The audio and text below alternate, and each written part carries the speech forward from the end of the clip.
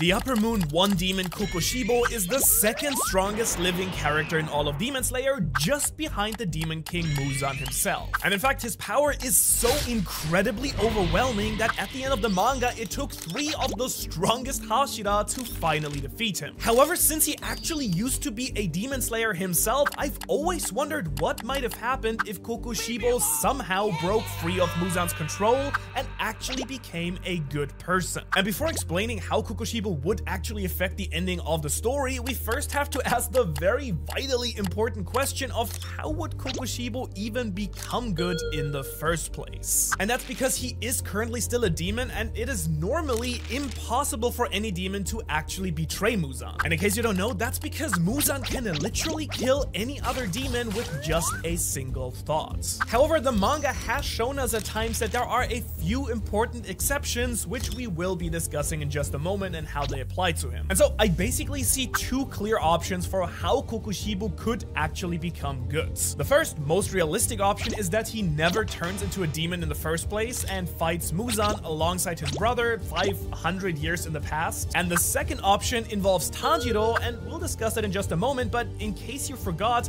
in chapter 174 of the manga, we actually learned that Kokushibo is actually the brother of the most powerful demon slayer in history, Yoriichi. And in fact, the reason that Kokushibo wanted to become a demon in the first place was because at that time, all of the demon slayers who had unlocked the demon slayer mark eventually ended up dying by the time that they turned 25. And of course, Kokushibo didn't want to die, so when he encountered Muzan, he actually agreed to become a demon in order to survive. However, what if Kokushibo instead had accepted his fate, remained a human, and instead teamed up with his brother to defeat Muzan? Now, we do know that Yoriichi was very much capable of defeating Muzan on his own, so with the help of his brother, who was a powerful demon slayer in his own right, they should easily have been able to defeat Muzan, right? Well, that is certainly possible. We do have to remember that as a human at least, Kokushibo was nowhere near the level of his brother or the Demon King. And so really, I think he would have been a very easy target for Muzan, which might actually lead to Yoriichi being distracted and getting killed trying to save his brother. Which really is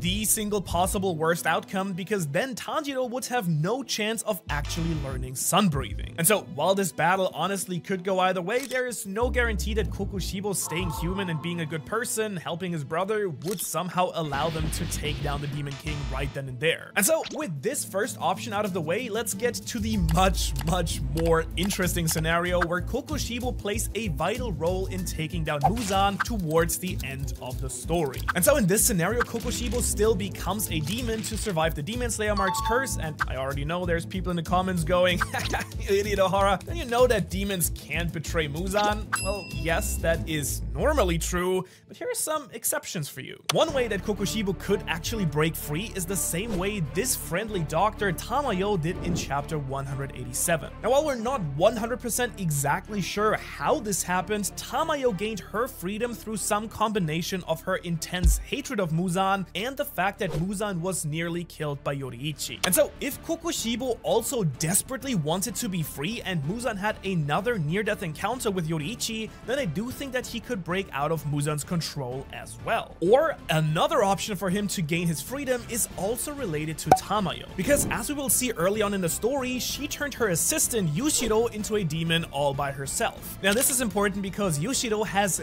never been under Muzan's control in the first place, which means that if the human Kokushibo was looking for a way to live and somehow encountered Tamayo, then she would most likely have been able to turn him into a demon that's not under Muzan as well. Now, of course, both of these options would require some luck and changes to the story, but that's kind of the point of these scenarios, so let's assume that Kokushibo is a demon, but he is completely free of Muzan's control. Now, you do have to remember that there is still a 500-year gap, and he isn't strong enough to take on Muzan himself yet. So what in the world is he gonna do to help the current demon slayers? Well, for one, he could work with Tamayo, or he could go into hiding by himself. Plus, there's also a very real possibility, I think that Muzan would try to hunt down Kokushibo himself, but since Tamayo and Yushido were able to hide for 500 years so far, let's assume that Kokushibo could manage that as well. And so now let's skip ahead through the centuries, and Kokushibo probably wouldn't reveal himself unless he thought that there was a very serious chance for him to defeat Muzan, which probably wouldn't really happen until Tanjiro and Nezuko saved Tamayo during the Asakusa arc. And it's very possible that Kokushibo either just witnesses this event himself, or maybe Tamayo just sends him a message about this very interesting pair of siblings. But either way, Kokushibo will be keeping an eye on Tanjiro and Nezuko from here on out. Which is going to absolutely change everything when Tanjiro first reveals his ability to use sun breathing during his fight against the spider demon Rui. Which, by the way, what a legendary episode. And at this moment here, Kokushibo will finally feel some hope that a new generation of demon slayers has arrived to take down Muzan. As a result, Kokushibo would probably decide to finally reveal himself to Tanjiro now, or he might wait until the young demon slayer unlocks the demon slayer mark during the entertainment district arc. But either way, Kokushibo will meet with Tanjiro very soon after that. And honestly, meeting Kokushibo would be pretty terrifying for anyone. I mean, just look at his face, though I do suppose he could change his form since he is such a powerful demon. Nonetheless, I do think the best way for him to actually meet Tanjiro would be if Tamayo invited the siblings to come visit. That way, Kokushibo could reveal himself to Tanjiro while having Tamayo back up his claims that he is actually a good demon. And knowing Tanjiro, once Kokushibo has a chance to explain who he is and that he wants to take down Muzan, I really can't see him refusing the demon's help given everything that we know of Tanjiro so far. However, this next part of the scenario has the potential to blow up everything. Because when Kokushibo offers to train Tanjiro, logically, I don't think that the young demon slayer would want to keep this a secret from the demon slayer core. Which basically means that Kokushibo would first need to come to the demon slayer headquarters. So throw 500 years of hiding into the trash because it's time for him to reveal himself to the entire world. So let's assume that he agrees and the leader of the demon slayer core, Kagaya Ubuyashiki, actually allows him to come, which is also debatable honestly, but this is going to lead to a mind-blowing encounter with all of the Hashira. Because remember that Kokushibo chose to become a demon 500 years ago, plus the demon slayers were nearly wiped out by Muzan during that era. So obviously there is going to be some really bad blood no matter what, and when you throw a certifiably insane Hashira like Sanemi in front of a demon like Kokushibo, I don't think that any words would really keep the Wind Hashira from charging in and trying to chop Kokushibo's head off right then and there. Seriously, just look at what he did to Nezuko, and she was just a little girl. Now, I don't think that there's any chance that Sanemi succeeds here, although it is fair to say that this version of Kokushibo probably isn't quite as powerful if he stopped eating humans. But regardless, he would still be an incredibly strong demon who has been training for 500 years, and it would likely take multiple Hashira to actually take him down. However, I don't think that Kagaya would actually let that happen since he was the one who invited Kokushibo in the first place, so after a few sword clashes, he orders the fighting to stop immediately, and for you to subscribe to the channel for more Demon Slayer content just like this. But now, Kokushibo can finally explain who he is and that he actually wants to take down Muzan as well. And not just as a fighter, but honestly, he would probably make a much bigger difference as a teacher as well, because he could show them many of the secrets of the old and original Demon Slayer core. This includes some abilities that they already know about, such as total concentration breathing, but also others such as being able to see the transparent world and even more information about the Demon Slayer mark itself. And boy, this is going to dramatically change the final clash against Muzan, as you can imagine. However, I still don't think that many of the Hashira would actually want to be training under a demon, even if he was a former Demon Slayer, but I'm sure that Tanjiro at least would accept with Kagaya's approval. Especially because Kokushibo could show him more about sun breathing since his brother was the one who invented it 500 years ago. And let's be real, Zenitsu and Inosuke would probably also join into the training, and even though they might not be able to unlock access to the transparent world or the full Demon Slayer mark just by practicing,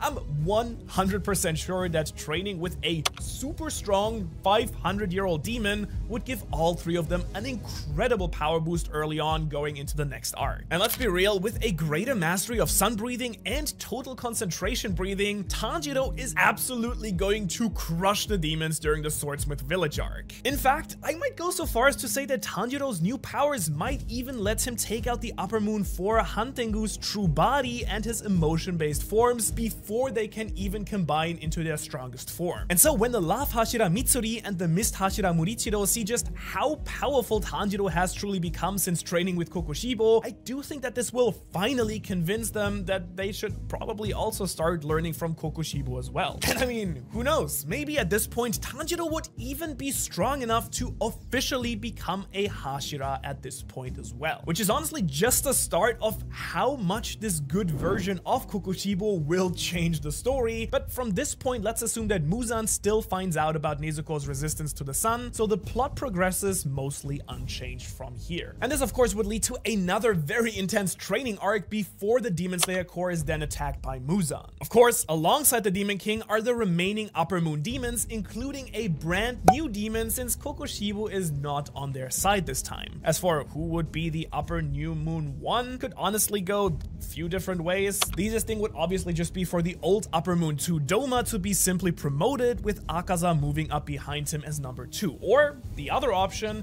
is that Muzan convinces another strong demon slayer to actually join his side, and this new demon then becomes Upper Moon 1. In fact, if you'd be interested to see what that would look like for any of the Hashira, let me know in the comments. Either way, Kokushibo's presence during the final battle is going to change things in so many ways. Of course, the start of the battle will go as usual, since Muzan was able to catch the Demon Slayers by surprise very much though, even in the original story. That means that Kagaya still talks with Muzan and eventually blows himself up. Then Tamayo poisons Muzan, and at this point, the Demon Slayers arrive along with Kokushibo, and this is where things start to go absolutely insane. Muzan is of course furious that multiple demons are siding with the Demon Slayers at this point, and he's especially pissed off when he recognizes that Kokushibo is actually Yoriichi's brother. And so he'd probably just go berserk and try to kill them all instantly, but since everyone here is now way stronger because of their training with Kokushibo, they can actually defend against the attack without anyone getting seriously hurt. And then Kokushibo might be able to actually occupy Muzan long enough for the other Demon Slayers to deal very significant damage. But I do think that in the end, as I mentioned earlier,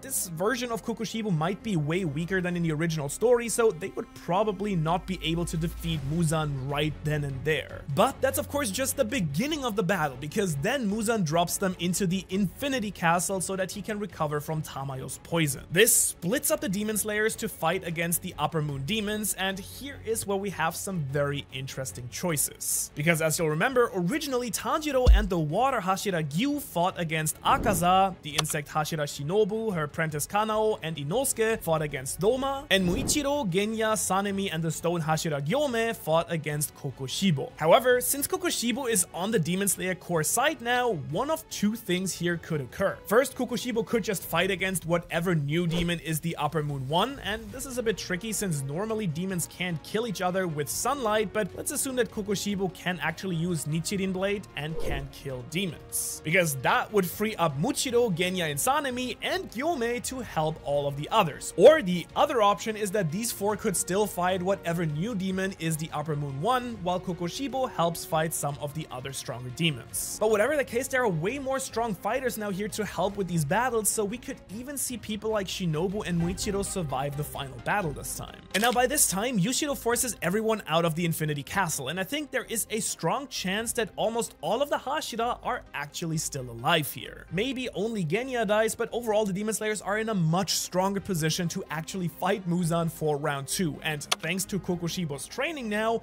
I think most of them would be able to see the transparent world, which would greatly help them defend against Muzan's unbelievably fast tentacle attacks. Which now of course leads us to the epic final clash, which honestly is still going to be incredibly difficult. At this point, there is still an hour and a half until dawn, and honestly, Muzan may simply realize that this situation is way too dangerous for him, and he might even try to run away immediately to come back another time. However, let's actually assume that he decides to stay, or that they somehow manage to stop him from leaving. That means that they either need to delay Muzan until sunrise or cut through all 12 of his vital organs. Which, you know, interestingly, there are exactly 12 fighters facing off against Muzan if we include all of the surviving Demon Slayers and Kokushibo. So I can just imagine an unbelievably epic final scene with each of them destroying one of Muzan's organs together. And in fact, this could even let us avoid the entire Tanjiro turning into a demon mess. I mean, that was always kind of weird in the first place, which means that because Kokushibo now became good, many more of the Hashira were able to survive the final battle. But I do wonder if everyone could have lived if another strong demon were to join their side. I'm actually talking about Demon Rengoku, and if you want to know what would happen if Rengoku accepted Akaza's offer to become a demon, you can watch that video right here. Thanks for watching, and I will see you in the next one.